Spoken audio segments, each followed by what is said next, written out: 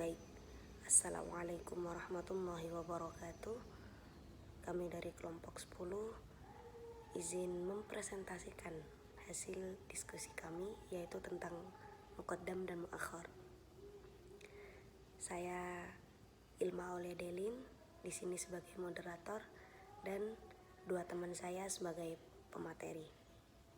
Materi yang pertama tentang pengertian muqaddam dan muakhar akan disampaikan oleh teman saya Hilyatul Jannah, dan contoh-contohnya akan disampaikan oleh Kak Humaira Askia.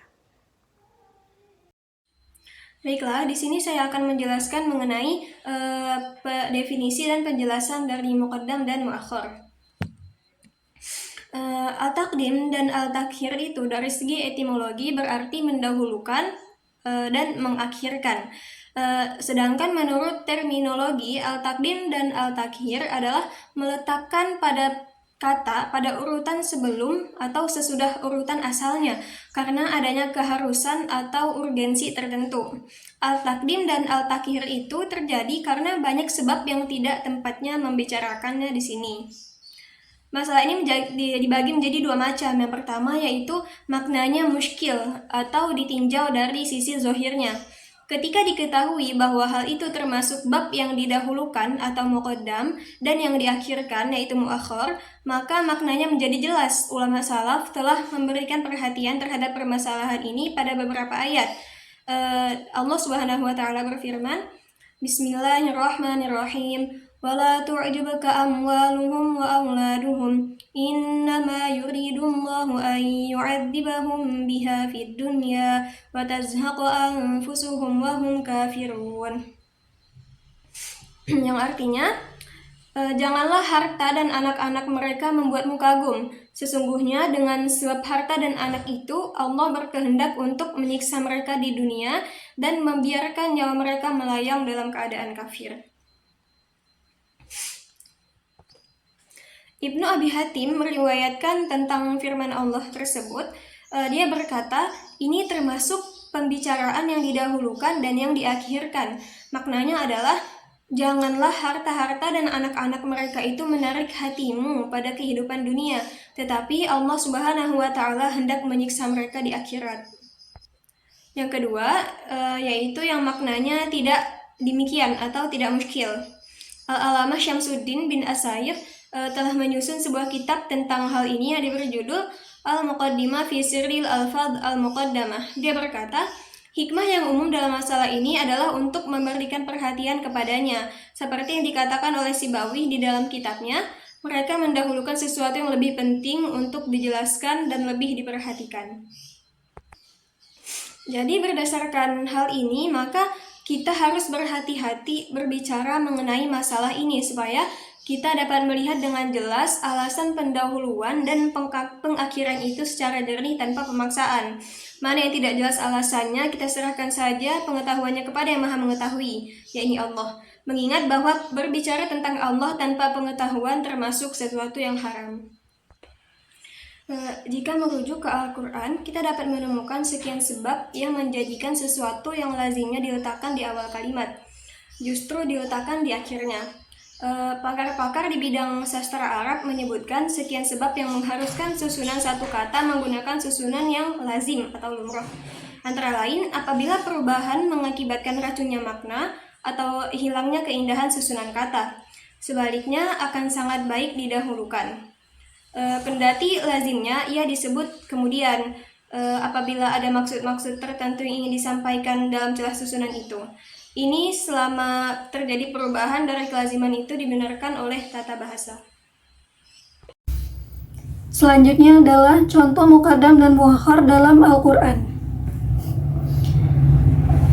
Seperti pada surat Al-Baqarah, Alladzina yu'minuna bil ghaibi wa yuqimuna shalah wa mimma razaqnahum yunfiqun.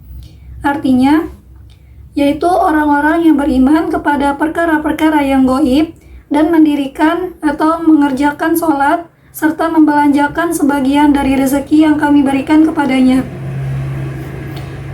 Dalam ayat ini, ayat beriman dengan perkara yang gaib didahulukan dari ayat mengerjakan sholat. Sebenarnya, beriman dengan perkara yang gaib dan beriman dengan mengerjakan sholat itu sama-sama perkara yang wajib. Akan tetapi, beriman dengan perkara yang gaib didahulukan dari mengerjakan sholat, karena beriman dengan perkara yang gaib itu lebih utama dan tidak lekang masa dan waktu. Sedangkan mendirikan sholat itu hanya pada waktu tertentu saja, yaitu hanya pada 5 waktu. Selanjutnya, contoh yang kedua, masih surat Al-Baqarah, yaitu bunyinya, Bismillahirrahmanirrahim. Wa idh qala rabbuka lil malaikati inni ja'ilun fil ardi khalifah. Qalu ataj'alu fiha man yusidu fiha wa yasfiku dima wa nahnu nusabbihu bihamdika wa nuqaddisu lak. Qala inni a'lamu ma la ta'lamun. Yang artinya, ingatlah ketika Tuhanmu berfirman kepada para malaikat, aku hendak menjadikan khalifah di bumi. Mereka berkata, apakah engkau hendak menjadikan orang yang merusak dan menumpahkan darah di sana, sedangkan kami bertasbih memujimu dan mensucikan namamu? Dia berfirman, sesungguhnya aku mengetahui apa yang tidak kamu ketahui. Pada ayat ini, dhamir nahnu didahulukan dari fi'il nusabbihu, karena tujuannya adalah untuk pengkhususan. Sebagaimana sebelum Allah menjadikan khalifah di bumi ini, hanya ada para malaikat saja yang senantiasa bertasbih memuji Allah Subhanahu wa Ta'ala. Oleh karena itu, dalam hal ini Allah mengkhususkan para malaikat senantiasa bertasbih memujinya dengan mendahulukan musnad ilaih yaitu nahnu dari khobar fi'il yaitu nusabbihu. Oke, terima kasih kepada teman-teman Kak Hilya dan Kak Umairo yang sudah mempresentasikan hasil diskusi dari kelompok kami. Nah, di sini saya akan menyampaikan kesimpulan. Jadi definisi dari muqaddam dan muakhir itu dari segi etimologi itu sudah jelas, yaitu mendahulukan, mengemudiankan atau mengakhirkan. Sedangkan menurut terminologi, muqaddam dan muakhir adalah meletakkan kata pada urutan sebelum atau sesudah urutan asalnya, karena adanya keharusan atau urgensi tertentu. Contohnya